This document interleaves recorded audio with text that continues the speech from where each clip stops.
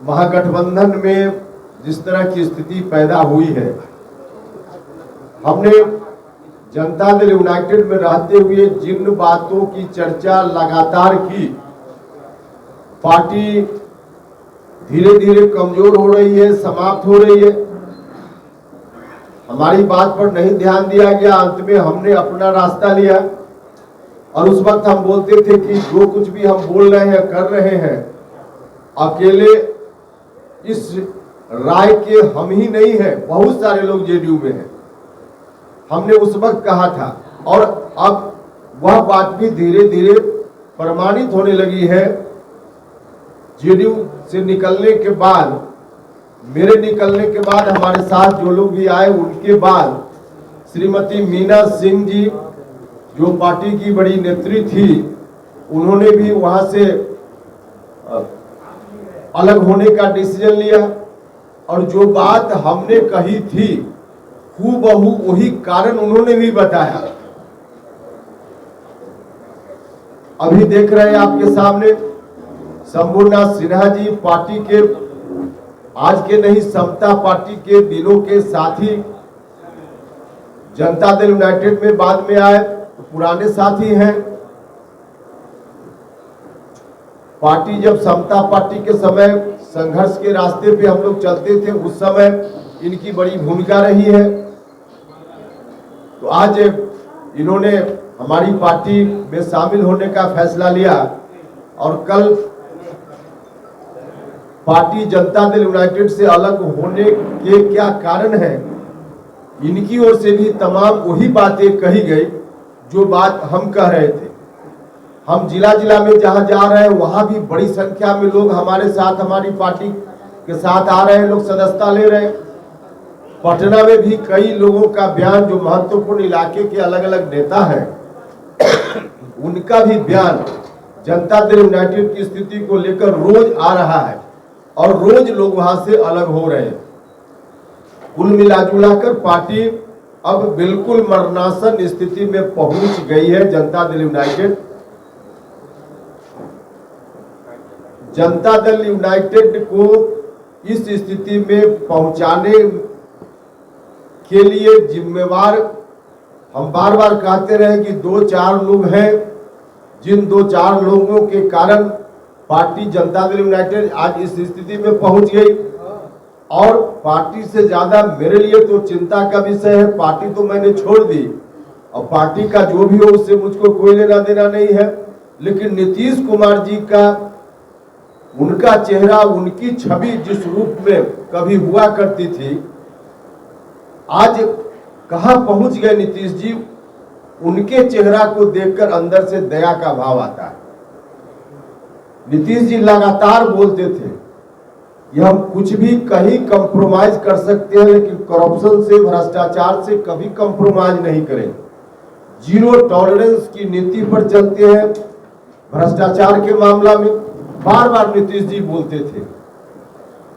बीच में एक गठबंधन जिसके साथ सरकार चला रहे थे 2015 के बाद, उस वक्त भ्रष्टाचार के इशू को लेकर ही उन्होंने गठबंधन छोड़ा। तो इतना बड़ा डिसीजन नीतीश कुमार जी लेते रहे हैं, करप्शन को लेकर के जीरो टॉलरेंस की बात करते रहे हैं, आजीवन करते रहे नीतीश कुमार जी। लेकिन अब आज जो इनकी स्थिति इस मामले में भी बन गई है, एक तरह से कहिए कि जो पूरे जीवन की उनकी राजनीतिक कमाई थी, उसको भी कुछ 2-4 लोगों के कारण दांव पर लगा दिए। अब जिस गठबंधन में है नीतीश जी और जिस व्यक्ति को या जिस पार्टी को अब आगे सौंपना चाहते हैं सब कुछ, उनकी जो स्थिति है भ्रष्टाचार के मामला में, नीतीश जी से जब सवाल पूछा आप ही में से कुछ लोगों ने कि जो छापेमारी हो रही है इस पर आपकी क्या टिप्पणी है, तो कुछ भी नीतीश कुमार जी नहीं बोल पाए। अब नीतीश कुमार जी का ऐसे विषय पर भी चुप रहना, नहीं बोलना, या कुछ ऐसी बात कहकर निकल जाना जिसका अर्थ न तो हाँ होता है न होता है। ऐसी स्थिति, ऐसी दयनीय स्थिति नीतीश कुमार जी की कल्पना में भी नहीं सोचा जा सकता था कि ऐसी दयनीय स्थिति होगी। लेकिन अब एक तरह से कहिए कि भ्रष्टाचार से पूरे के पूरे तौर पे कंप्रोमाइज की स्थिति है। साथ वाला आदमी जिसके लिए कभी उन्होंने गठबंधन तोड़ लिया था, उस समय और आज में कोई फर्क नहीं है, बल्कि उस समय से ज्यादा आज भ्रष्टाचार जो करने वाले लोग हैं, जो बातें आ रही है, उससे साफ लग रहा है कि उस समय से ज्यादा आज स्थिति उस स्तर पे भ्रष्टाचार की दिख रही है।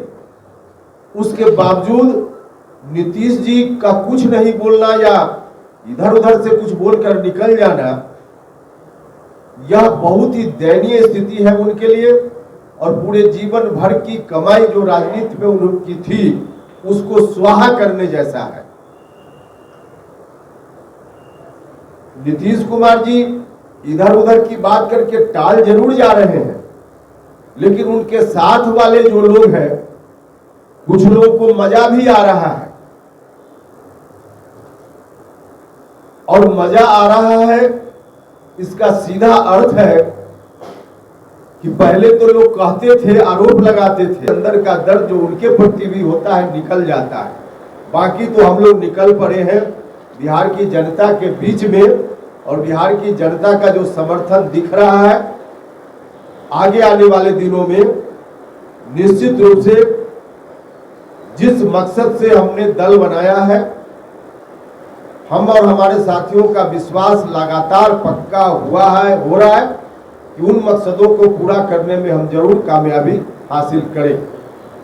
यही बात थी जिसके लिए आपको कस दिया गया। कोई सवाल हो तो पूछिएगा, बताएं।